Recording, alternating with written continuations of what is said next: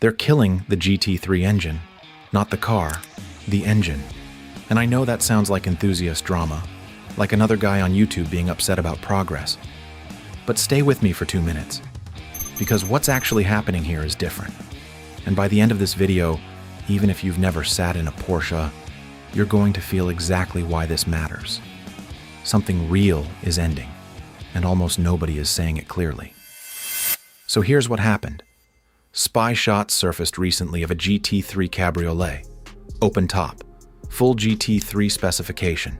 And if you know anything about Porsche's GT department, their whole identity, their whole internal culture, you know that a convertible GT3 basically breaks everything they stand for.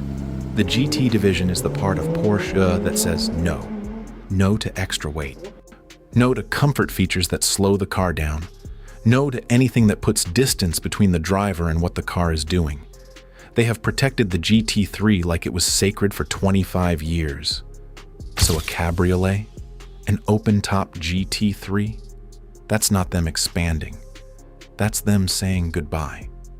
Think about it this way. When a band you love announces an acoustic farewell tour, they're not trying something new. They're doing the thing one last time in every way they can before it's over. That's exactly what this is. Porsche's GT department is burning through every remaining variant of this engine before 2026 closes the door permanently. The Touring, the RS, and now apparently the Cabriolet, the one body style they always refused to do, now suddenly happening in the final chapter. They're not out of ideas, they're out of time. And the clock is Euro 7. I'll get into exactly what that means in a minute. But hold on to this first, because it's the thing that reframes everything else in this video. Porsche isn't making this decision. The law is making this decision for them. And that matters, because the engineers who built this engine, the people who spent careers getting a road car to 9,000 revolutions per minute, they're not letting it go. It's being taken. Let me just talk to you about this engine for a second. Not the specs, I mean what it actually does when you're in the car. 4.0 liters, naturally aspirated flat 6. No turbo, no electric motor filling in the gaps, no software smoothing out the moments where you make a mistake. 9,000 revolutions per minute. That number, 9,000, isn't just impressive. It represents an almost absurd engineering commitment. Because keeping an engine together at 9,000 revolutions per minute in a road car means every single component inside is operating right at the physical limit of what materials can handle. The tolerances involved are tighter than most people realize. The fact that this engine exists in a car you can drive to a grocery store is genuinely strange when you think about it. And when you're actually driving it, you feel that commitment. Below 4,000 revolutions per minute, it's almost calm. It's not trying to impress you. It doesn't surge or shove. It just waits. Patient. And then somewhere around 5,500 revolutions per minute, something changes. The intake note hardens, the power stops being linear and starts feeling urgent, and by 8,000 revolutions per minute, you are holding on to something that doesn't feel like a machine anymore. It feels like something alive. Here's the thing about modern fast cars, even the genuinely great ones. They feel managed. The turbo fills torque before you ask for it. The electronics catch mistakes before you finish making them. You arrive going very fast and you feel like the car did it on your behalf. The GT3 engine doesn't do that. It makes you come to it. It demands something from you before it gives anything back. You have to actually earn the top of that rev range. And when you get there, when you're at 8,500 revolutions per minute in third gear and the sound is filling the cabin and everything in the car is working at its absolute limit, it's one of the most honest things you can experience on four wheels. That honesty, that specific feeling of a machine that tells you the truth. That's what's being regulated out of existence.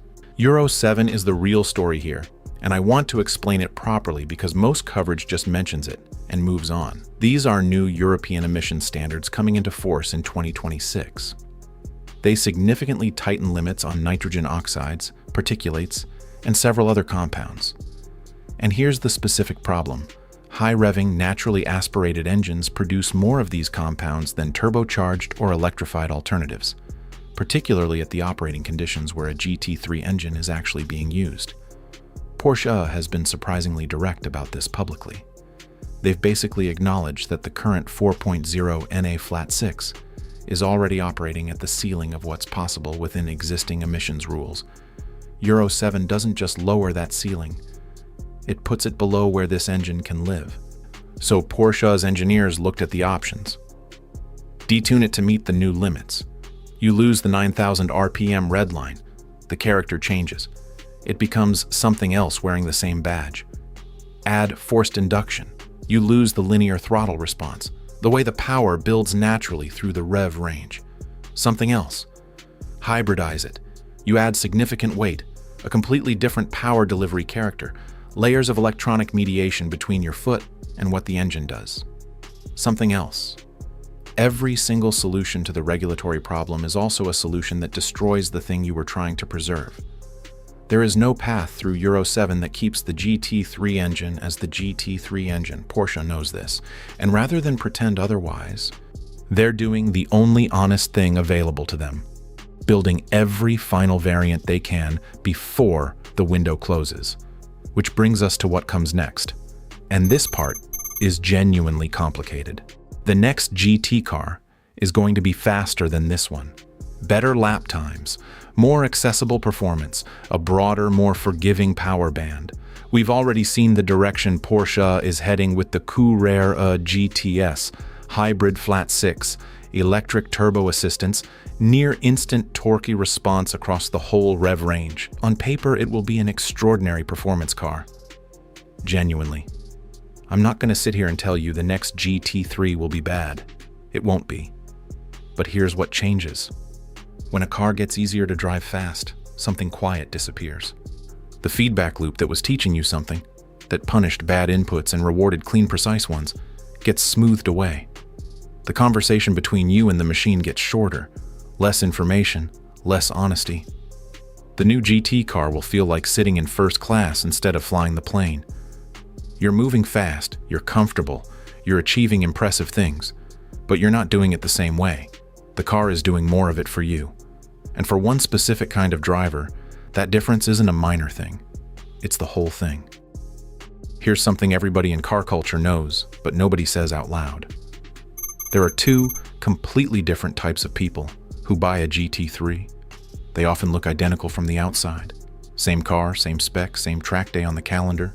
Completely different reasons. First person buys it for what it represents. The badge, the social signal, the spec sheet they can quote. The fact that owning a GT3 means something in certain rooms. Completely valid, no judgment at all. And for that person, the new hybrid GT will actually be better, more impressive numbers, easier to go fast, more comfortable between track sessions. They will genuinely prefer it. Second person buys it for what it feels like to be inside it when it's working. The physical, sensory, almost unreasonable experience of that engine at full rev. The way it communicates. The way it demands something and then delivers something back that feels earned. If you're 12 minutes into a YouTube video about a Porsche engine you'll probably never own, you're the second person. And the experience you understand is the one that's going away. I always come back to this. Trying to explain what that engine feels like to someone who hasn't experienced it is like describing a color to someone who's never seen it. You can approximate. You can get close with words and analogies, but the actual thing, the real experience of it, that doesn't transfer through descriptions. And after this generation of GT3, it won't transfer through a dealership either. Subscribe if this is the kind of thing that matters to you, because almost everything being built right now is being optimized for the first person. I'm going to keep covering the stuff built for the second. Let's be straightforward about this. GT cars don't sit on showroom floors waiting for someone to walk in. They don't get advertised in any meaningful way. They go to relationships, long established relationships between buyers and dealers with documented purchase histories. Allocation for final GT3 variants, and especially anything limited production like a Cabriolet, gets managed at the regional level. Priority goes to customers with deep buying history. PCA membership genuinely helps. In most major markets, these cars are spoken for quietly, internally, before a single official announcement reaches the public. If you're in a position to pursue one of these cars, the time to be in that conversation is right now. Not when Porsche makes the official announcement. Not when the configurator goes live on the website. By that point, the cars are already gone. You're just watching other people's deliveries. And if you're not in that position, if this car exists for you the way great things exist for most people, which is something you understand and appreciate from a distance, then what you're watching unfold is still worth understanding clearly. Because this isn't a new model announcement. It's the quiet ending of something that took 25 years to build. 1999. Porsche releases the 996 GT3. And looking back, it was less a product launch and more an internal argument made public. It was the GT department saying, to the market, to the rest of the company, to anyone paying attention, that there was still a reason to build a car around the driver's experience rather than around the driver's comfort. That performance didn't have to mean isolation. That fast didn't have to mean filtered. Every GT3 since has been a renewal of that argument. Think about the 25 years that followed. Turbos took over the performance car industry entirely. PDK replaced manuals as the fast choice. Cars got heavier every generation, more digital, more insulated. The 911 itself grew in every direction. More technology, more comfort, more weight, more everything. And through all of it, the GT3 engine stayed. Same core philosophy, same obsession with the rev range. Same fundamental refusal to put anything between the driver and what the engine was actually doing. Holding one idea clearly for 25 years in the car industry is close to impossible. Porsche's GT department did it, and now they can't anymore. So here's where we actually land on this. The GT3 Sport Cabriolet isn't a surprise. It's not Porsche getting adventurous or expanding the lineup in some exciting new direction. It's the last door closing. It's the final variant of a philosophy that's been consistent since 1999, being built now because 2026 makes it impossible. After this car ships, the GT3 name continues. The lap times improve. The numbers get better with every generation like they always do. But this version, the one that makes you earn it, the one that tells you the truth about what you're doing, the one that sounds like nothing else Porsche has made in the last 2 decades, and nothing they'll make in the next 2, is done. I keep thinking about the drivers who understand exactly what's ending here and how few of them will actually get to own one before it's gone. And I keep thinking about the people who will buy the next GT3 and never know what the conversation used to sound like. That's the real loss. Not the horsepower number, not the lap time. The conversation. An engine that talked back to you. That told you when you were right and when you were wrong. That gave you something real in exchange for real effort. Once it's gone, it is not coming back. Not louder, not faster, not electrified into something new. Just gone.